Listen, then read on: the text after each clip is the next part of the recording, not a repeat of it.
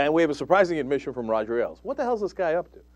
He's giving these interviews to people, and it doesn't make no kind of sense. When asked about whether the White House is right to be pissed about Fox News, he's like, yeah, basically. Let's go to that first Roger Ailes clip. When you think of the way the press treated Richard Nixon, when you think of the way the press treated George W. Bush, do you subscribe to the statement of your news host, Chris Wallace, that the Obama administration is the biggest bunch, he said, the biggest bunch of crybabies that he's dealt with in his 30 years in Washington? They're whining over nothing. Well, I don't think they're whining over nothing, and I think they have, look, there's legitimate complaints that they can have, and I've had this dialogue with David Axelrod, who I like very much, and there are legitimate areas. I mean, Chris said that's his words, that's what he believed, and he had reason to believe that. Right. But I don't think it's helpful to say that. I mean, Richard Nixon got himself into trouble, and he got a lot of press because he went to war with the press, which is never helpful. George W. Bush probably could have been more articulate about some of the things he was doing, although in retrospect, the main successes in the Obama administration is where he's copying what George W. Bush did. I mean, he's having problems everywhere else. Right.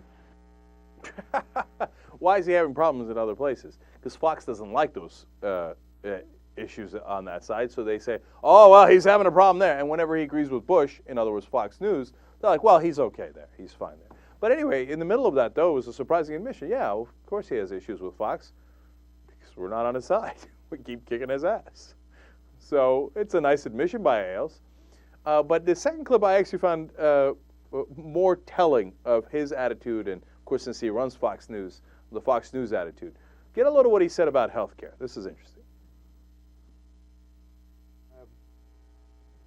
And you know, I'm not taking sides here on either one. I would love for Barack Obama to understand that Americans are worried. They're worried about their national security.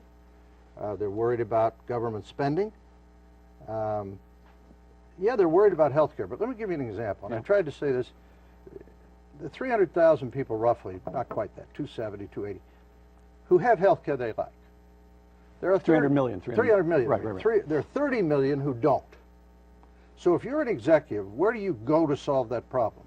Do you go upset the 300 million who are happy? Or do you go over here and try to fix, maybe get a public-private partnership between insurance and the government to take care of the 30 who need it? We didn't do that because the health care plan was a voter registration plan. As long as you can get 300 million people getting a check from the government, they're going to vote a certain way. Right. One-party government doesn't work. It worked in Chicago, but it doesn't work for the country. That's awesome. That's an awesome admission.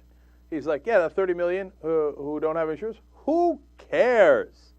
The 300 million is more important.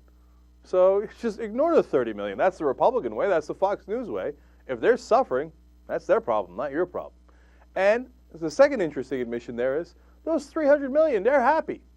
Roger, we're not all millionaires like you. You're happy with your health insurance because it costs 0.01% of your income. The rest of us are suffering out here because we can't pay the premiums. This is what the 300 million are happy. Well, what's the big problem? I got good health care. O'Reilly's got good health care. Glenn Beck's got good health care. What's the problem? The problem is the rest of us, who you don't give a damn about.